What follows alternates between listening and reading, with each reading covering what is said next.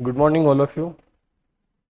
आज अपने chapter chemistry का एक नया चैप्टर स्टार्ट करते हैं, चैप्टर नंबर सेकेंड, जिसका नाम है एसिड बेस एंड सॉल्ट, यानी अम्ल, क्षारक एवं लवण। तो बहुत ही अच्छा और इंटरेस्टिंग चैप्टर है।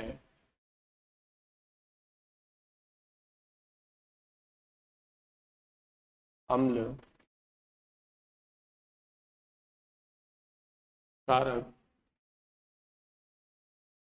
एवं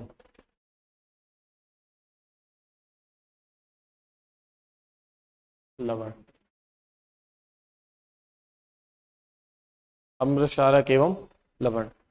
इस चैप्टर के अंदर अपने ये भी देखेंगे कि जो अपने दैनिक जीवन के अंदर जो अपने घरेलू यानी डोमेस्टिक जो काम चीजें काम में आती है, कुछ एसिड होते हैं, कुछ बेस होते हैं, कुछ सॉल्ट होते हैं, जो अपने दैनिक जीवन में काम में आते हैं, वो भी अपने इसमें जानेंगे। मतलब बहुत इंटरेस्टिंग चैप्टर है।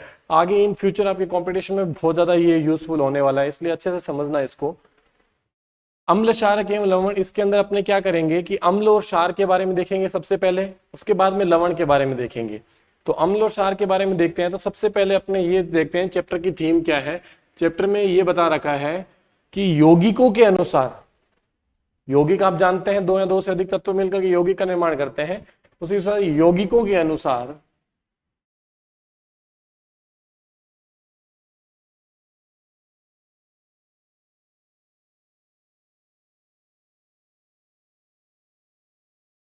यौगिकों के अनुसार तत्वों को तीन भागों में बांटा गया है। कौन कौन से? वो तीन भाग आपके सामने ये निम्न प्रकार से है। अम्ल यानी एसिड, क्षार बेस एंड लवण यानी सॉल्ट। तो अम्ल, क्षार और लवण तीन भागों में बांटा गया है। उसके अंदर अपने सबसे पहले ये देखेंगे कि अम्ल और क्षार। अच्छा, अपने इस चैप्टर के अंदर दो चीजें पढ़ने वाले हैं अम्ल और क्षार के।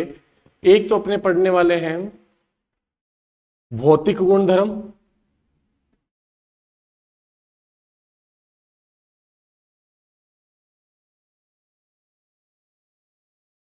और एक अपने पढ़ने वाले हैं इसके अंदर रासायनिक गुणधर्म। एक पढ़ने वाले हैं भौतिक गुणधर्म, एक पढ़ने वाले हैं रासायनिक गुणधर्म। तो जो भौतिक गुणधर्म होता है, क्या होता है? भौतिक गुणधर्म। ये भौतिक गुणधर्म क्या होता है कि किसी भी वस्तु को या वस्तु विशेष को बाहर से देखने पे कैसा लग रहा है। जैसे किसी मानव की बात करते हैं, तो मानव के देख के अपने क्या बताते हैं कि इसके दो पैर हैं, दो हाथ हैं, दो आंख हैं, नाक है, कान है ना। उसके दाढ़ी आई हुई, इसके दाढ़ी नहीं आई हुई। मतलब ये जो अपने देख पा रहे हैं बाहर से, लाइव आंखों से, नग्न आंखों से, नेकेड आई से देख पा रहे हैं, वो तो होते हैं भौतिक गुणधर्म। उसी हिसाब से अम्ल और क्षार के बारे में देखेंगे। अम्ल और क्षार को बाहर से देखने पे या कुछ टच करने पे या स्वाद लेने पे यानी टेस्ट के आधार पर, तो ये सारे भौतिक गुणधर्म होते हैं। रासायनिक गुणधर्म मतलब हमारा जो पेट है यानी कि अमाशय हो गया, हमारा पाचन तंत्र है, उस पाचन तंत्र को देखना होगा। तो क्या होता है, लेबोरेटरी में टेस्ट करके देखा जाता है।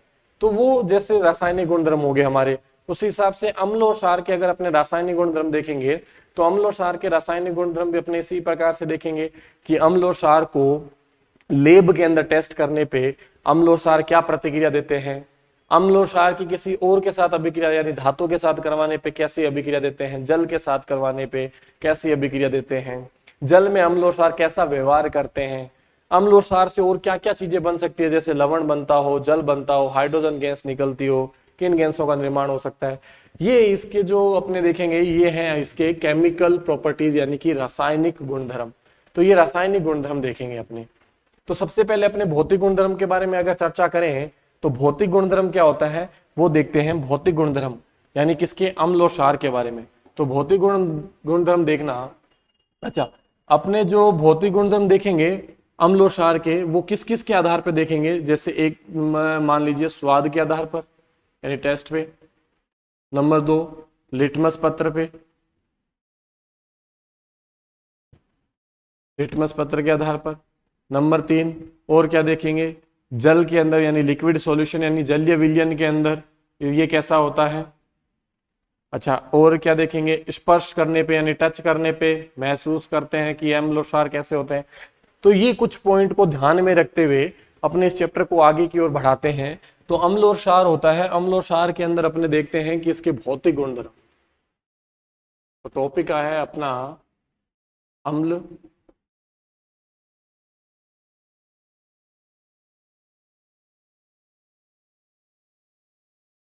क्षार, अम्ल क्षार के भौतिक गुणधर्म।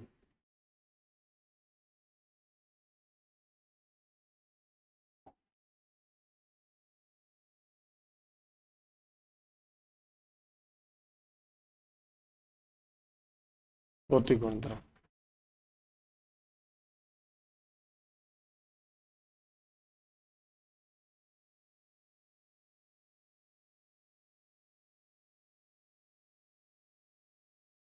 एक तरफ देख लेते हैं अम्ल क्या है।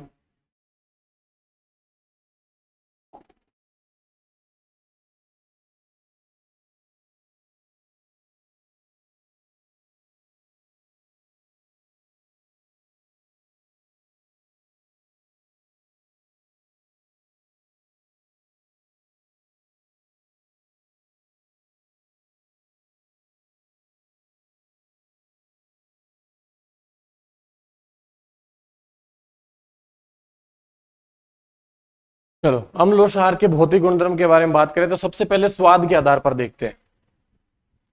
अम्ल जो होते हैं वो स्वाद में कैसे होते हैं? तो ये स्वाद में कैसे होते हैं? खट्टे होते हैं।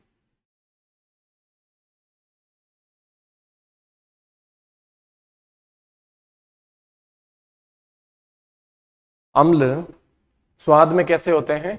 खट्टे होते हैं। मतलब जब हम अम्ल का टेस्ट करें, मान लीजिए आपको कोई एक विलयन दे रखा है, आपको एक कटोरी में विलयन डाल दिया और बोला कि इसको टेस्ट के आधार पर, स्वाद के आधार पर देख के बताना है कि इसका स्वाद कैसा है। तो इसका स्वाद कैसा होता है? खट्टा होता है। जबकि अपना ये जो क्षार होता है, इस क्षार का स्वाद कैसा होता है? इसका स्वाद होता है कड़वा। क्षार का स्वाद कैसा होता है? कड़वा होता है। मतलब क्षार को जब हम टेस्ट करेंगे यानी उसका स्वाद चखेंगे तो आपको कैसा फील होगा? कड़वा कड़वा सा, जैसे करेले का जूस है ना। जैसे मैं ये नहीं बता रहा करेले के जूस यानी कि क्षार वही पर्टिकुलर एक है, मतलब टेस्ट के आधार पर बता रहा हूं। जैसे वो कड़वा लगता है उसी हिसाब से क्षार अपने को क्या लगेगा? कड़वा लगेगा। अच्छा, फिर बात करते हैं नंबर 2 पे।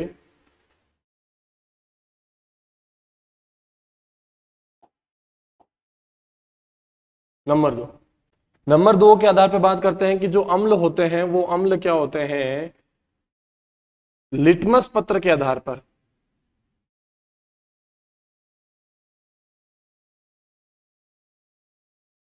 लिटमस पत्र के आधार पर अम्ल क्या होते हैं? अम्ल नीले लिटमस पत्र को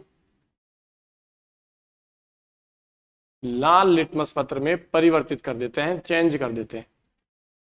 क्या बोला मैंने? अम्ल होते हैं, उसके भौतिक गुणधर्म के अंदर जो लिटमस पत्र पे क्या प्रभाव पड़ता है। तो लिटमस पत्र भी डोंट वरी मैं बताने वाला हूं लिटमस पत्र एक्चुअली होता क्या है।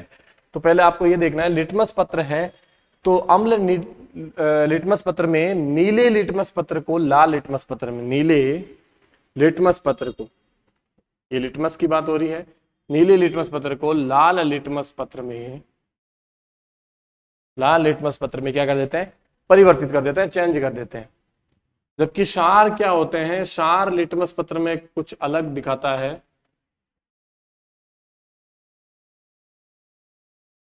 क्षार लाल लिटमस पत्र को,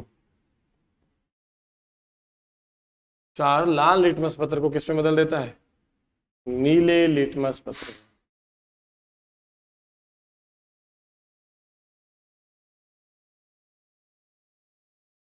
क्षार क्या करता है? लाल लिटमस पत्र को नीले लिटमस पत्र में क्या कर देता है? परिवर्तित कर देता है। अच्छा, अभी तो क्या है कि बेटा ये जो चैप्टर चल रहा है, इस चैप्टर के अंदर चल रहा है तो तब तक तो समझ में आ रहा है कि सर ठीक है, अम्ल होता है वो नीले लिटमस पत्र को लाल लिटमस पत्र में चेंज कर देता है, जबकि क्षार होता है वो लाल लिटमस पत्र को नीले लिटमस पत्र में चेंज कर देता है। लेकिन जैसे ही केमिस्ट्री के चैप्टर पूरे होकर अपने फिजिक्स या बायोलॉजी पढ़ेंगे, उस समय अगर आपके माइंड में आए कि सर अच्छा अम्ल था वो कौन से लिटमस पत्र को चेंज कर रहा था, कि लाल को नीले में कर रहा था कि नीले को लाल में, तो उस समय कंफ्यूजन हो जाता है। तो वो कंफ्यूजन दूर करने के लिए बेटा एक ट्रिक है, उस ट्रिक को याद रखना है, और वो ट्रिक है बेटा अनील। क्या है वो ट्रिक? अनील। देखो अनील नाम क्यों है? ऐसे अम्ल होता है वो नीले लिटमस पत्र को लाल लिटमस पत्र में चेंज करता है। अनील ट्रिक है, अम्ल नीले लिटमस पत्र को लाल लिटमस पत्र में क्या करता है? परिवर्तित कर देता है। तो ये ट्रिक आपको याद रखनी है, ये बेटा ट्रिक है। बोर्ड के एग्जाम में ऐसा कुछ भी नहीं लिखना है अगर भौतिक परिवर्तन आए तो। ये ओनली फॉर मैं आपको ट्रिक बता रहा हूं अम्ल के बारे में, क्योंकि वो इसका जस्ट अपोजिट याद रह जाएगा। अम्ल नीले लिटमस पत्र को लाल में परिवर्तित कर देता है। अच्छा, नंबर 3 पे बात करें कि अपने अम्ल होता है वो और क्या करता है? अम्ल होते हैं वो जलीय विलयन के अंदर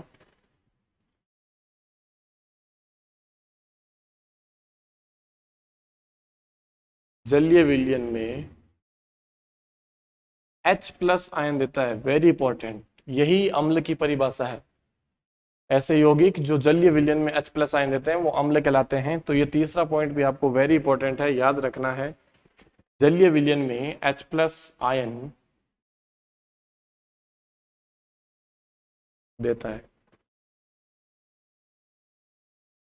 जलीय विलयन में कैसा आयन देता है? H+ आयन देता है। अच्छा, जलीय विलयन में H+ आयन देने का मतलब क्या होता है? जैसे सपोज दैट एग्जांपल आपको बताता हूं, जैसे HCl हो गया, इसको जैसे ही जल में डालेंगे तो ये क्या करेगा? H+ और Cl2- अलग के अंदर क्या कर देगा? परिवर्तित कर देगा। यानी कि जैसे ही जल में डाला तो पहले हाइड्रोजन क्लोरीन के साथ में था, अभिक्रिया होते ही देखो उत्पाद के रूप में H+ क्या हो गया? अलग। और अम्ल की परिभाषा भी ये होती है, जो अम्ल जलीय विलयन में कैसा आयन दे? H+ आयन दे, वो क्या कहलाता है? हमारा अम्ल कहलाता है। एक और एग्जांपल देख लो, H2SO4, जैसे ही जलीय विलयन में डालेंगे H+ और SO4 अलग हो जाएगा। जो जलीय विलयन में H+ आयन देता है वो अपना क्या कहलाता है? अम्ल कहलाता है। तो ये देख लीजिए। उसी हिसाब से अगर क्षार के अंदर बात करें तो क्षार जलीय विलयन में कैसे आयन देता है? क्षार जलीय विलयन में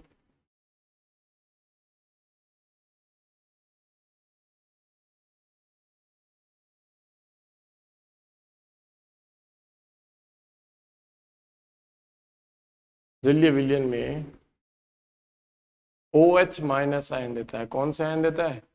OH- आयन देता है। ये जलीय विलयन में कैसा आयन देता है? OH- आयन देता है। जैसे सपोज दैट इसका भी एग्जांपल की बात करें तो NaOH, इसका पूरा नाम होता है बेटा सोडियम हाइड्रोक्साइड। क्या नाम होता है? Sodium hydroxide. तो ये सोडियम हाइड्रोक्साइड जैसे जल में डालेंगे क्या हो जाएगा? Na+ और OH- आयन में क्या हो जाएगा? अलग। Na+ और OH- में क्या हो जाएगा? अलग। तो जो जलीय विलयन के अंदर OH- आयन देता है वो अपना क्या कहलाता है बेटा? क्षार कहलाता है। क्या कहलाता है? क्षार। एक और एग्जांपल देख लीजिए, KOH, इसका रासायनिक नाम होता है पोटेशियम हाइड्रोक्साइड। क्या नाम होता है? Potassium hydroxide. जैसे ही जलीय विलयन में डालेंगे K+ और OH- में क्या हो जाएगा? अलग। K+ और OH- में अलग हो जाएगा। ये हो गया। तो जो जलीय विलयन में H+ आयन देता है वो तो अपना अम्ल कहलाता है, और जो जलीय विलयन में OH- देता है वो क्या कहलाता है? क्षार कहलाता है। सिंपल है, कोई दिक्कत नहीं है, बस इस चीज को ध्यान से समझना, क्योंकि अंतिम प्रश्न भौतिक गुणधर्म कंप्लीट होते मैं आपसे एक प्रश्न पूछने वाला हूं कि अम्ल है या क्षार। एक एग्जांपल दे करके आपको थोड़ा सा दिमाग लगा करके बताना है। 4th पॉइंट की बात करें तो 4th पॉइंट स्पर्श के आधार पर है कि अम्ल स्पर्श करने पर, अम्ल स्पर्श करने पर कैसे होते हैं? ज्वलनशील होते हैं। ज्वलनशील। ज्वलनशील शब्द का मतलब क्या होता है? कि हाथ जल जाता है, अगर हाथ लगाएं, पैर, मतलब स्किन, अपनी त्वचा क्या हो जाने लगती है? जलने लग जाती है। अगर हम अम्ल को स्पर्श करेंगे तो वो बहुत ज्वलनशील होगा। दो तरह के अम्ल होते हैं, एक होता है तनु अम्ल एक होता है सांद्र अम्ल। दोनों में फर्क क्या होता है, दोनों में फर्क देखना।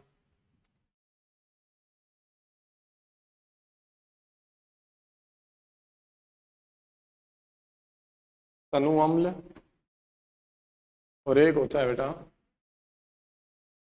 सांद्र अम्ल।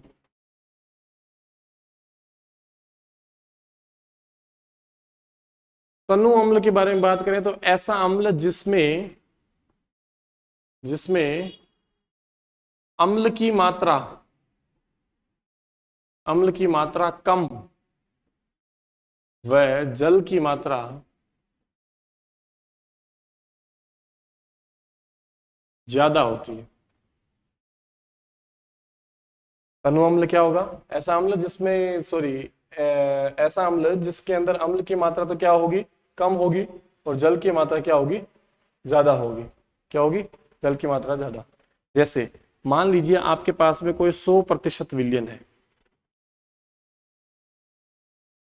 इस 100% विलयन के अंदर क्या होता है, 70% तो क्या होता है उसके अंदर जल होगा, और 30% उसके अंदर क्या होगा, अम्ल होगा। तो अगर ऐसा विलयन आप देख पा रहे हैं तो वो आपका कौन सा होगा, तनु। अगर ऐसा विलयन आप देख पा रहे हैं तो वो कौन सा होगा, तनु अम्ल होगा। अच्छा, सांद्र अम्ल की बात करें तो सांद्र अम्ल की बात करें तो सांद्र अम्ल क्या हो जाएगा कि ऐसा अम्ल जिसमें अम्ल की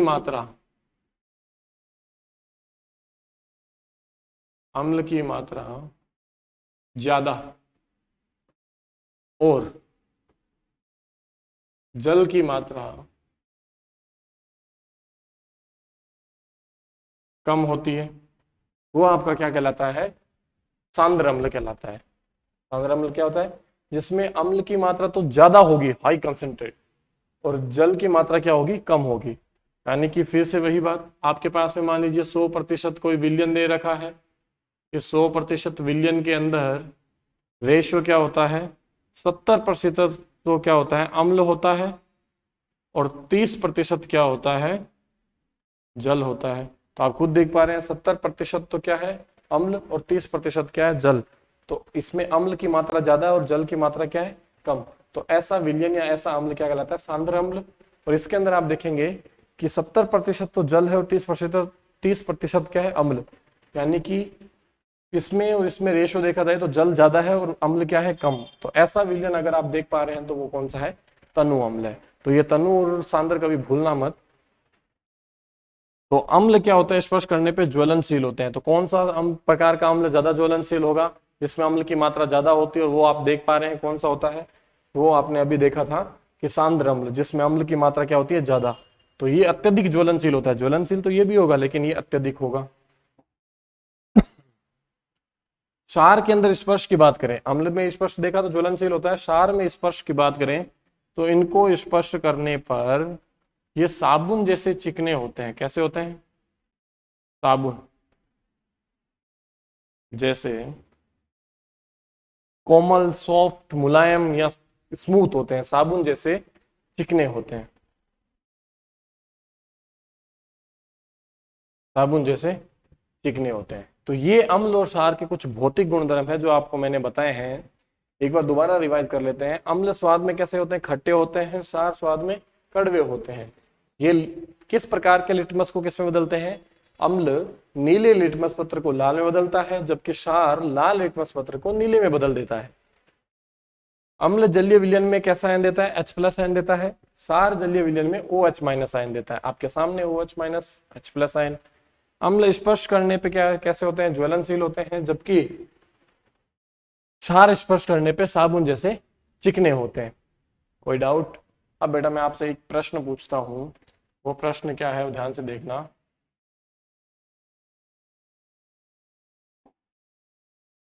वो प्रश्न मैं ये पूछ रहा हूं कि आपके सामने एक एग्जाम्पल आ रहा है, वो एग्जाम्पल क्या है, CH3COOH। इसका नाम बाद में बताऊंगा, पहले तो आप मुझे ये बताइए कि दिया गया आपको केमिकल अम्ल है या क्षार, दोनों में से एक उत्तर बताइए। तो फटाफट इसको देख करके एक एग्जांपल बताइए कि दिया गया केमिकल यानी कि रसायन अम्ल है या क्षार, ये जलीय विलयन में डालने पे कैसे आयन देगा, फटाफट बताइए। इसमें क्या होता है, थोड़ा सा हल्का सा कंफ्यूजन ये होता है कि सर अभी आपने थोड़ी देर पहले बताया था कि जो अम्ल होते हैं वो जलीय विलयन में H+ आयन देते हैं और जो क्षार होते हैं वो OH- आयन देता है। तो आपने जो एग्जांपल लिखा है उसमें तो सर OH आ रहा है, इसका मतलब क्या हुआ कि सर ये क्षार हो गया ना? नहीं, ये अम्ल है और इसका नाम होता है एसिटिक अम्ल। एसिटिक अम्ल। घर पे जो अचार के अंदर जो सिरका डालते हैं, विनेगर डालते हैं, वो यही होता है एसिटिक अम्ल। तो अब ध्यान से सुनना कि ये अम्ल कैसे हुआ। सर इसमें तो OH आ रहा है ना, तो ये तो क्षार होना चाहिए ना, ये अम्ल कैसे हुआ? तो ये अम्ल ऐसे होता है कि जैसे इसको जल के अंदर डालेंगे तो CH3COO- और H+ के रूप में अलग हो जाता है। और आपको पता है जो H+ आयन देता है वो अम्ल कहलाता है। जो जलीय विलयन में कैसे आयन देता है, H+ आयन देता है, वो क्या कहलाता है, आपका अम्ल कहलाता है। तो याद रखना एग्जाम के अंदर सबसे ज्यादा यही पूछा जाता है कि दिया गया रसायन अम्ल है या क्षार, इसका सामान्य नाम और इसका केमिकल नेम यानी रसायन नाम दोनों लिखें। तो इसका रासायनिक नाम आपके सामने है एसिटिक अम्ल, और इसका जो सामान्य नाम है वो है सिरका, विनेगर। क्या नाम है इसका सामान्य नाम, जनरल नेम सिरका। Any doubt? ठीक है, अब आगे बढ़ते हैं। अम्ल और क्षार के रासायनिक गुणधर्म हो गए हैं। नेक्स्ट टॉपिक आपका आता है सूचक, इंडिकेटर के बारे में आता है।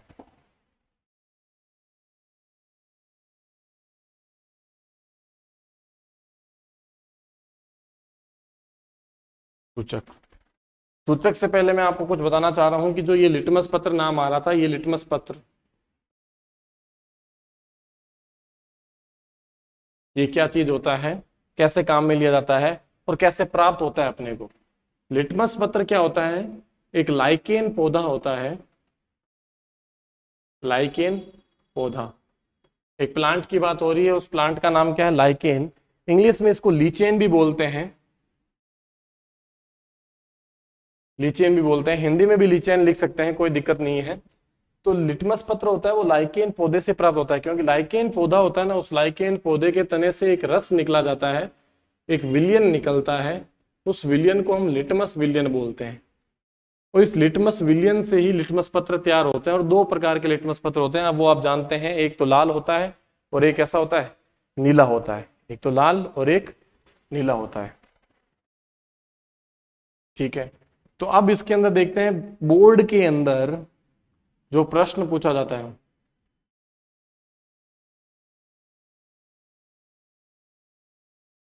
बोर्ड एग्जाम में जो प्रश्न पूछा जाता है वो क्या होता है कि इस लाइकेन पौधे को किस समूह में रखा जाता है, किस वर्ग में रखा जाता है, किस ग्रुप में रखा जाता है? तो वो रखा जाता है बेटा थेलोफाइटा। थेलोफाइटा। अब इसको कैसे याद रखना है उसकी भी ट्रिक है बेटा। अपने जब बाजार जाते हैं, बाजार से सब्जी लेके आते हैं, यानी कि पौधे या सब्जी कुछ लेके आते हैं, तो उसको किस में डाल के लाएंगे? हाथ में तो लाएंगे नहीं, किस में लाएंगे? एक थैले में लाएंगे। तो उसको ऐसे याद रख लो, लाइकेन पौधा है, बाजार से लाएंगे, किस में लाएंगे? थैलो, थैले में लेके आएंगे, थैले से थैलोफाइटा याद रख लो, डायरेक्ट याद रहता है, इजी है, ठीक है। तो ये लिटमस विलियन के बारे में, लिटमस पत्र के बारे में था, तो जो मैंने आपको बता दिया है। अब बात करते हैं सूचक की। सूचक क्या होता है? अच्छा, सूचक को इंग्लिश में बोला जाता है बेटा इंडिकेटर। इंग्लिश वर्ड इसलिए बता रहा हूं ताकि इससे कुछ थोड़ा सा लॉजिक है जो इसको समझने में थोड़ा सा इजी होगा। सूचक को इंडिकेटर इसलिए बोलते हैं, अपने वाहन, बाइक, स्कूटी, गाड़ी, फोर व्हीलर के साथ में आपने देखा होगा कि साइड के अंदर लगा रहता है इंडिकेटर। उस इंडिकेटर का क्या काम होता है? उस इंडिकेटर का काम होता है दिशा को बताना, ठीक है। दिशा बताता है, मतलब किसी न किसी चीज को इंगित करता है, बताता है, दिशा निर्देशन में काम आता है। यहां पे ये जो सूचक है, यहां पे जो ये इंडिकेटर है, ये क्या बताएगा अपने को कि आपने जो लिया गया विलयन है वो विलयन अम्ल है या क्षार। लिया गया विलयन क्या है, अम्ल है या क्षार। तो उस सूचक के बारे में देखते हैं। लिया गया विलयन आपने अम्ल लिया है कि क्षार, तो सूचक का क्या होता है, यह एक संकेतक होता है।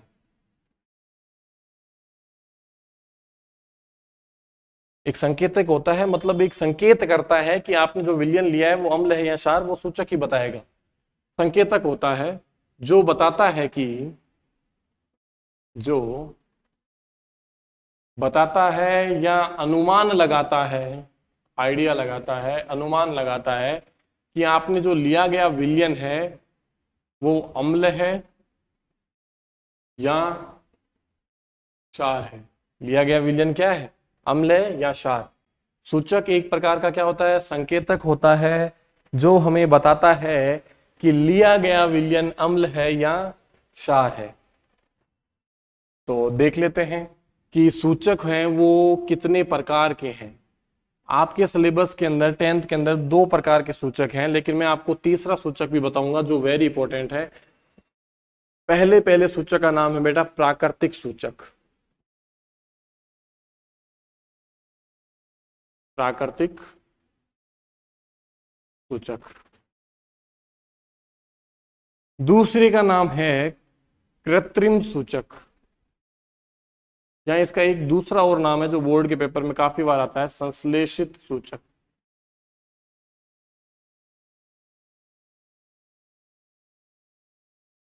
सूचक है 2 प्रकार के, प्राकृतिक सूचक यानी नेचुरल इंडिकेटर, कृत्रिम सूचक यानी आर्टिफिशियल इंडिकेटर, मतलब ये 2 हैं। तीसरे सूचक के बारे में आपको बताता हूं। तीसरे सूचक का नाम है बेटा गंधीय सूचक। क्या नाम है, गंधीय सूचक, एम्फीथेरिक इंडिकेटर। अच्छा, सूचक के अंदर अगर अपने बात करते हैं, ये जो प्राकृतिक सूचक होता है, कृत्रिम सूचक है या गंधीय सूचक है, इनकी परिभाषाएं, दोनों की परिभाषा इंपॉर्टेंट नहीं है, जबकि इसकी डेफिनेशन वेरी इंपॉर्टेंट है। इन दोनों के क्या इंपॉर्टेंट है, जो बोर्ड के अंदर क्वेश्चन पूछे जाते हैं, एग्जाम्पल्स, उदाहरण के आधार पर इनके प्रश्न पूछे जाते हैं। तो इनके उदाहरण कौन कौन से हैं, देखो प्राकृतिक है तो सीधी सी बात, इनकी परिभाषा क्या है, ऐसे सूचक जो सीधे प्रकृति से प्राप्त होते हैं। ऐसे सूचक जो प्रकृति से प्राप्त होते हैं प्राकृतिक सूचक कहलाते हैं। ऐसे सूचक जो प्रकृति से प्राप्त होंगे प्राकृतिक सूचक कहलाएंगे। तो ये जो प्राकृतिक सूचक है, इन प्राकृतिक सूचक के जो एग्जाम्पल हैं वो भी प्रकृति से रिलेटेड होंगे। जैसे हल्दी प्रकृति से प्राप्त होती है, दही, लाल पत्ता गोभी, आपने नाम सुना होगा,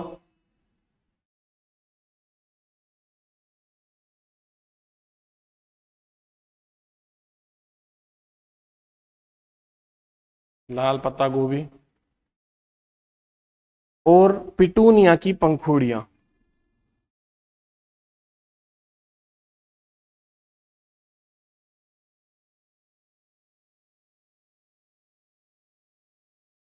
प्राकृतिक सूचक के उदाहरण क्या है, हल्दी, दही, लाल पत्ता गोभी, पिटूनिया की पंखुड़ियां। हल्दी आप जानते हैं, टर्मरिक पाउडर की बात हो रही है। दही आप जानते हैं, लाल पत्ता गोभी।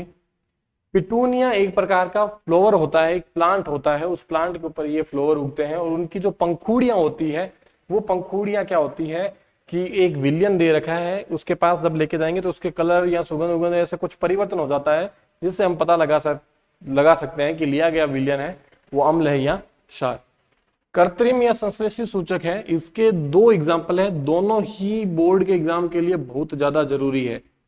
इसके 2 एग्जाम्पल हैं, वो दोनों एग्जाम्पल देखना। पहला है बेटा मैथिल ऑरेंज,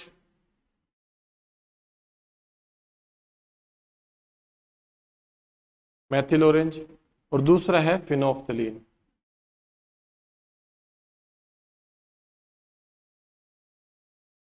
पहला है मैथिल ऑरेंज, दूसरा क्या है, फिनोफ्थलीन। दोनों ही रसायन है, दोनों ही लैब में मिलते हैं, दोनों ही इंपॉर्टेंट है और एग्जाम में पूछते हैं। अब इनके ऊपर प्रश्न कैसे पूछेंगे उसका देख लीजिए। फिर अपने गंधीय सूचक की बात करेंगे।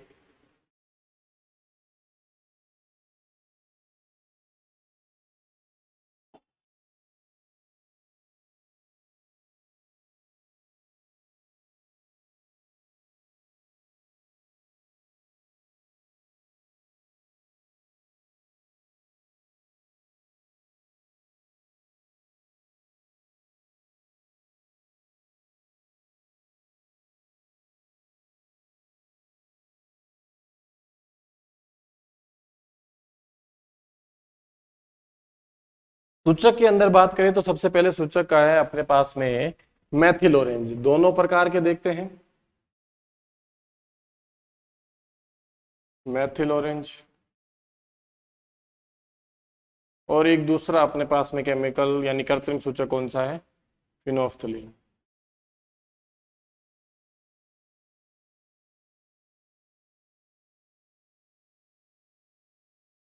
मैथिल ऑरेंज और फिनोफ्थलीन।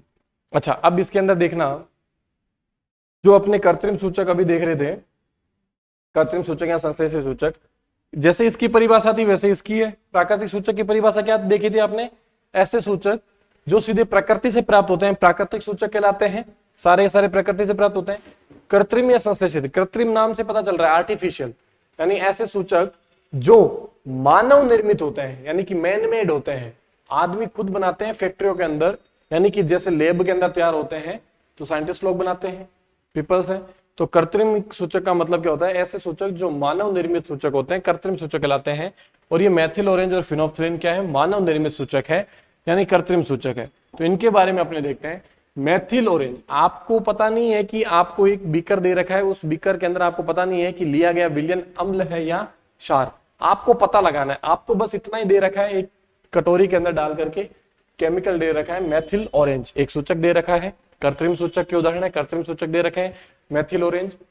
आपने क्या किया, एक चम्मच भरा उसमें से, और क्या किया आपने, एक उस जो विलियन दे रखा है बीकर के अंदर, उस बीकर के अंदर आपने एक चम्मच डाल दिया, और जैसे ही डाला और उसका रंग यदि लाल आ जाता है तो आप बोल सकते हैं कि लिया गया विलियन क्या था, अम्ल था। और अगर उसका कलर लाल न आकर के पीला आ जाता है, येलो आ जाता है बेटा, कैसा आ जाता है, पीला आ जाता है।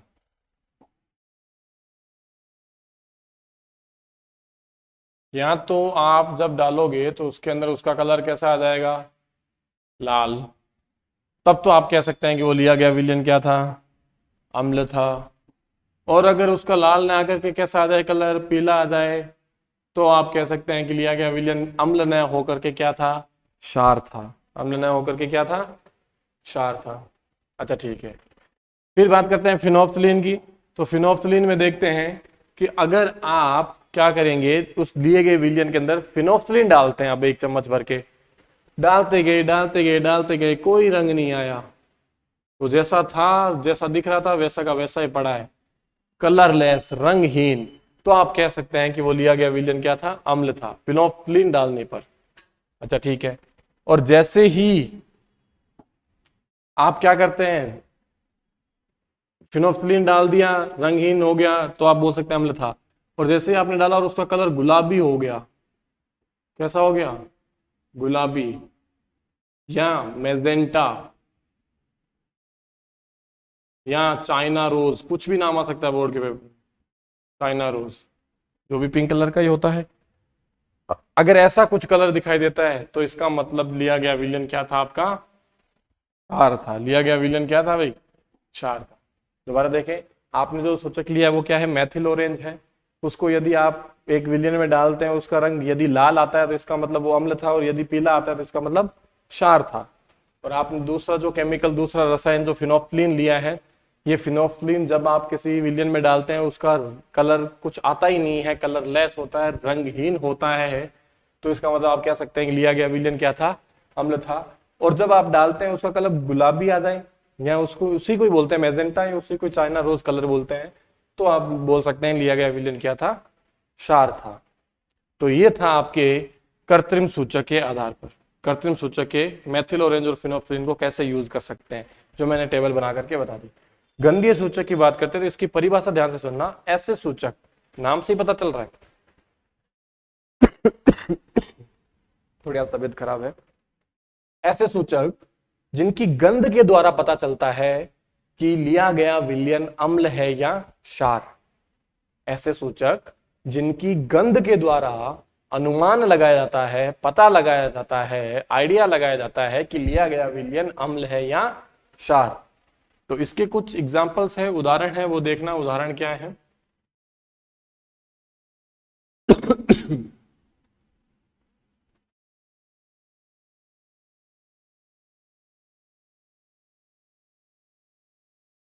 इसके उदाहरण हैं प्याज, वेनिला, प्याज, वेनिला, लौंग का तेल।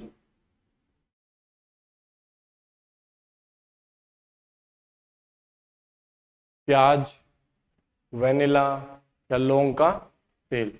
तो ये गंधीय सूचक के कुछ उदाहरण हैं, प्याज, वेनिला या लौंग का तेल। तो ये आपको याद रखना है कि सूचक तीन प्रकार के हैं, प्राकृतिक सूचक, कृत्रिम सूचक और गंधीय सूचक। प्राकृतिक सूचक के उदाहरण हैं हल्दी, दही, लाल पत्ता गोभी, पिटूनिया की पंखुड़ियां। कृत्रिम सूचक की बात करें तो मेथिल ऑरेंज, फिनोल्फ्थलीन। गंधीय सूचक की बात करें तो प्याज, वेनिला और लौंग का तेल। तो ये मैंने सूचक के बारे में आपको बता दिया है। आगे बढ़ते हैं सूचक से आगे। तो अब आपके इसमें टॉपिक शुरू होता है अम्ल की रासायनिक गुणधर्म, केमिकल प्रॉपर्टीज। तो वो देख लेते हैं।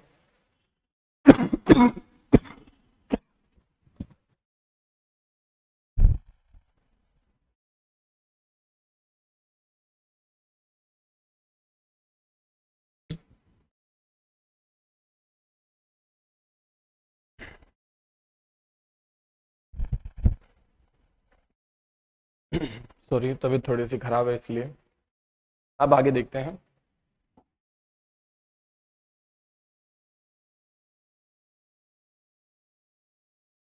अम्ल के रासायनिक गुणधर्म।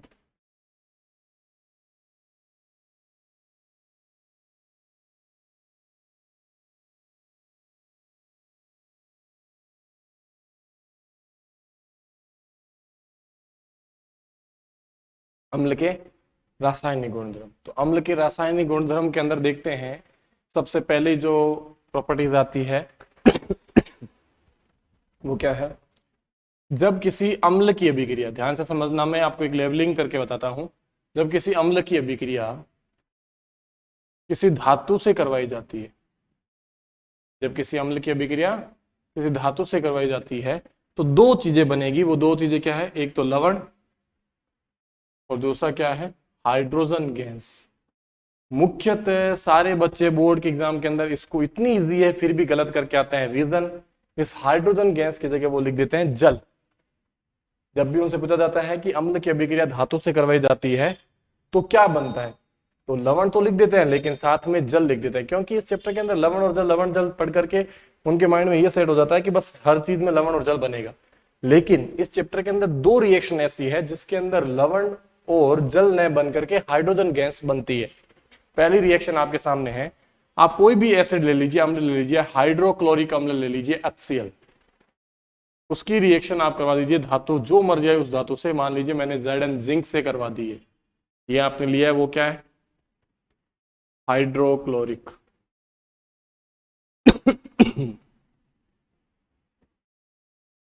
हाइड्रोक्लोरिक अम्ल, उसकी अभिक्रिया आपने किससे करवाई है, जिंक धातु से करवाई है। ये क्या है, धातु है। अम्ल की अभिक्रिया धातु से करवा रहे हैं। अब देखना संयोजकता की टेबल, यदि बच्चों आपने अच्छे से याद की है, जो 10 मिनट का मैंने एक अलग से वीडियो बनाया था वो आपको मिल चुका होगा। अगर उस रिएक्शंस को आपने उन संयोजकता के टेबल को अगर आपने अच्छे से रीड किया है, अच्छे से लर्न किया है, तो बेटा ये चुटकी बजाते ही सॉल्व हो जाएगी। पहले वाला हमेशा प्लस होता है, दूसरे वाला माइनस, फिर पहले वाला प्लस, अगर कुछ और होता तो दूसरे वाला माइनस होता। आपको पता है प्लस वाला हमेशा माइनस वाले से अभिक्रिया करेगा। आपको जितना सरल दिख रहा है उतना नहीं है। ZnCl आप बोल रहे होंगे लेकिन ये नहीं बनेगा। Zn की संयोजकता +2 होती है, वो इसके पैरों में आएगी तो क्या बनेगा, Cl2। और इसकी 1 होती है, वो इसके पैरों में आएगी तो सीधा 1 लिखते नहीं है, सीधा क्या लिखेंगे, Zn। तो क्या बन जाएगा, ZnCl2। जिंक क्लोराइड बोलते हैं इसको, क्या बोलते हैं, जिंक क्लोराइड। और ये जिंक क्लोराइड एक प्रकार का क्या होता है, सॉल्ट होता है, यानी कि लवण होता है। क्या होता है, लवण। और साथ में देखो क्या बनेगा बेटा, H2, हाइड्रोजन गैस। क्या बनेगा, अरे सर यहाँ तो H है ना, इधर H2 क्यों, तो बेटा वो संतुलित करनी होगी, बैलेंस करनी होगी, जो चैप्टर फर्स्ट में मैं आपको बता चुका हूँ। तो ये क्या हो जाएगा, हाइड्रोजन गैस बाहर निकलेगी। जब भी किसी अम्ल की अभिक्रिया धातु से करवाई जाती है तो हमेशा लवण और हाइड्रोजन गैस बनेगी, याद रखना है, लवण और हाइड्रोजन गैस बनेगी। एक और रिएक्शन देख लीजिए,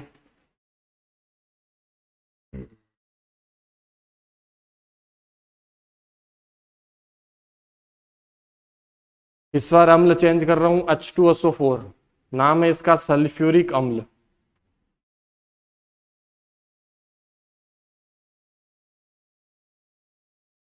सल्फ्यूरिक अम्ल, इसकी अभिक्रिया आपको किससे करवानी है, धातु से करवानी है, और वो धातु मान लीजिए आपने कॉपर ली है। ये पहले वाला प्लस, दूसरे वाला माइनस, फिर पहले वाला प्लस, ये +2 होता है, ये -2 होता है, दोनों कैंसिल आउट हो जाएंगे, ये +2 और ये -2 दोनों कैंसिल आउट, तो जो बच रहा है वो सीधा सीधा लिख देंगे, क्या हो जाएगा, CuSO4। क्या बनेगा, CuSO4, और पीछे क्या बच गया, H2, हाइड्रोजन गैस बाहर निकल जाएगी। तो ये सल्फ्यूरिक अम्ल, ये आपने धातु ले ली, कॉपर धातु बोलते हैं, तांबा कॉपर, ये आपका लवण बन गया, और साथ में कौन सी गैस निकल गई है, हाइड्रोजन गैस निकल चुकी है। अब यहाँ पे प्रश्न ये आता है पेपर में कि जब अम्ल की अभिक्रिया धातु से करवाई जाती है तो कौन सी गैस निकलती है, तो आपको उत्तर लिखना होता है हाइड्रोजन गैस। और आप उस निकलने वाली गैस का पता कैसे लगाएंगे कि निकलने वाली गैस हाइड्रोजन ही है, कोई और गैस नहीं है, तो उसके लिए बेटा एक एक्सपेरिमेंट है, वो एक्सपेरिमेंट देखना।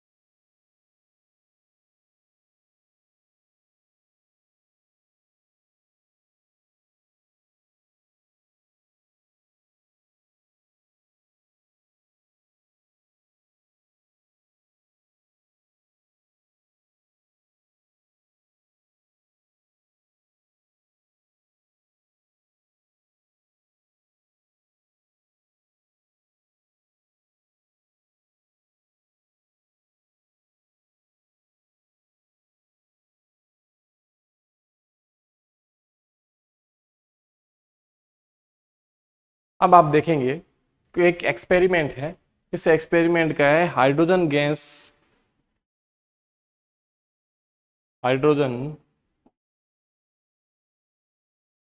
गैस का पता लगाना। देखो कैसे लगाएंगे। ये एक स्टैंड दे रखा है, ये एक स्टैंड है, इस स्टैंड से एक परख नली जुड़ी हुई है, टेस्ट ट्यूब बोलते हैं, परख नली। इस परख नली के अंदर मैंने ये जो व्हाइट व्हाइट दिखाई दे रहा है वो तो जिंक के टुकड़े हैं, और जो ब्लैक ब्लैक दिखाई दे रहा है वो एक सल्फ्यूरिक अम्ल है। दोनों को मिक्स कर दिया। मिक्स करने पे इस परख नली के मुंह के ऊपर यहाँ से एक कांच की नली लगा दी है, जो सीधी कहाँ खुलती है, सीधी की सीधी साबुन के घोल का एक बीकर है, उस बीकर के अंदर खुल रही है। जैसे इन दोनों में अभिक्रिया होगी, जिंक के टुकड़े और सल्फ्यूरिक अम्ल में अभिक्रिया होगी, तो यहां से एक गैस के रूप में बाहर निकलेगी, धुएं के रूप में, गैस के रूप में बाहर निकलेगी। और जब ये गैस इस साबुन के घोल में आएगी तो बुलबुले निकलने शुरू होंगे। क्या निकलने शुरू होंगे? बुलबुले, बबल्स निकलेंगे। तो जब इन बुलबुलों के पास में जलती हुई मोमबत्ती लेके आएंगे, तो जलती हुई मोमबत्ती लाने से इन बुलबुलों के अंदर से फटफट की ध्वनि उत्पन्न होगी। किसकी ध्वनि उत्पन्न होगी? फटफट की, यानी पॉप साउंड निकलेगा। पॉप साउंड, फटफट की ध्वनि निकलेगी। और इस ये फटफट की ध्वनि जब निकलती है तो वैज्ञानिकों ने कहा है कि जब ये जो फटफट की ध्वनि निकलती है ये कौन से गैस की होती है? ये हाइड्रोजन गैस की होती है। तो इस प्रकार से हम पता लगा सकते हैं कि जब अम्ल की अभिक्रिया धातु से करवाई जाती है तो कौन सी गैस निकलती है?